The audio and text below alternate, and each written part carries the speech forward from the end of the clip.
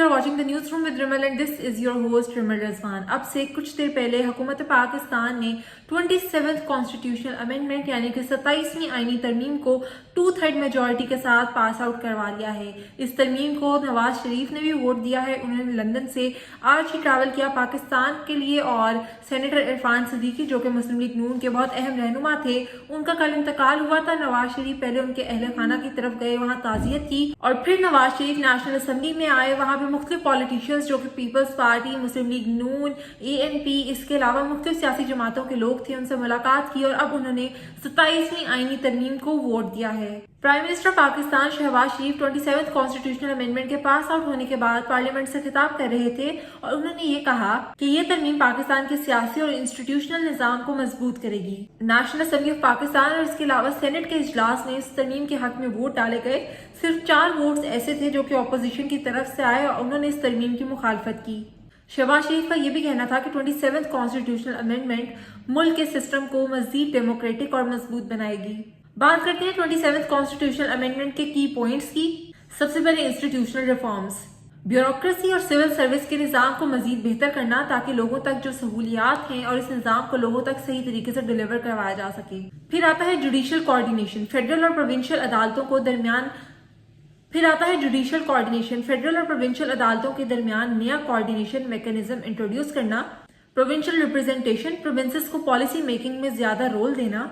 National security clause, internal और external threats के हवाले से स्टेट को ज्यादा प्रोएक्टिव पावर्स मिलेंगी।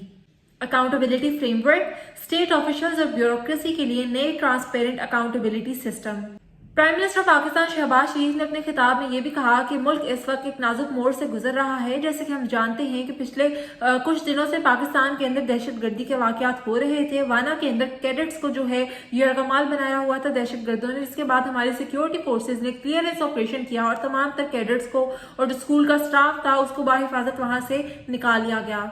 उसके अलावा इस्लामाबाद में कचहरी के बाहर भी एक ब्लास्ट हुआ जिसके अंदर काफी ज्यादा लोग शहीद हो गए और बहुत से लोग जख्मी भी हुए और इसके बाद इस्लामाबाद के अंदर सिक्योरिटी सिचुएशन को मजीद हाई अलर्ट पे किया गया।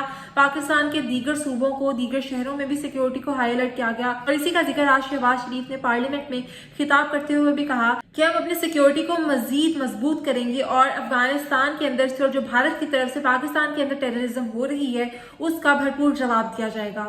शहबाज शरीफ का यह भी कहना था कि इंडिया को पहले भी उसकी कार्रवाई के हवाले से जवाब दिया था। पाकिस्तान ने रिटेलिएट किया था 10 मई 2025 को और अब भी इंडिया को उसी तरीके से जवाब देंगे।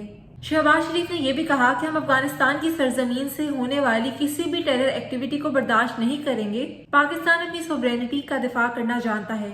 उनके इन अल्फाज को पार्लियामेंट में मौजूद अरकान ने भी सपोर्ट किया। अब बात करते हैं 27वीं आईनी तरमीम के अंदर जो मिलिट्री और फील्ड मार्शल के हवाले से क्लॉज शामिल किया गया है। 27th अमेंडमेंट का एक सबसे बड़ा पॉइंट मिलिट्री स्ट्रक्चर से रिलेटेड है।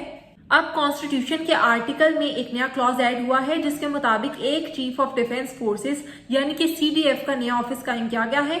ये पोस्ट अब तीनों फोर्सेस आर्मी, नेवी और एयर फोर्स के ऊपर एक यूनाइटेड कमांड के तौर पर काम करेगी और इसको हेड करेंगे field marshal general Asim Munir. Field marshal general Asim Munir को पाकिस्तान की हिस्ट्री का पहला चीफ ऑफ डिफेंस बनाया गया है। उनके पास अब तीनों फोर्सेस के ऑपरेशनल और स्ट्रेटेजिक डिसीजंस का इख्तियार होगा। वो जो भी डिसीजन लेना चाहे, चाहे वो आर्मी के हवाले से हो, चाहे वो नेवी के हवाले से हो या फिर एयरफोर्स के हवाले से हो, 27th कॉन्स्टिट्यूशनल अमेंडमेंट ने कि तमाम तरह इख्तियारात फील्ड मार्शल को दे दिए हैं। एनालिस्ट के मुताबिक एक नया यूनिफाइड डिफेंस कमांड सिस्टम है जो कि पाकिस्तान की तारीख में पहली मर्तबा किया गया है। आज से पहले इस तरीके का क्लॉज ना तो पाकिस्तान के आइन के अंदर शामिल था। ये एक हिस्टोरिकल मूवमेंट है कि फील्ड मार्शल के पास तीनों आर्म फोर्सेस की इख्तियारात भी होंगे, वो जो भी चाहे इसके अंदर तब्दीली कर सकते हैं। ऑपोजिशन ने इस तरमीम के हवाले से काफी स्ट्रॉन्ग रिएक्शन दिया। ऑपोजिशन को काफी रिजर्वेशंस थी इस कॉन्स्टिट्यूशनल अमेंडमेंट के ऊपर। पाकिस्तान तहरीक इंसाफ का मौक़िफ़ था कि इस तरमीम के अंदर कुछ ऐसे क्लॉजेस को शामिल किया गया है जिसके ऊपर पहले डिबेट होनी चाहिए थी। उन्होंने अपनी रिजर्वेशंस भी शो की और उनका ये कहना था कि वो 27th कॉन्स्टिट्यूशनल अमेंडमेंट के हक में नहीं है। यानी कि आज का दिन पाकिस्तान के लिए काफी हिस्टोरिकल है।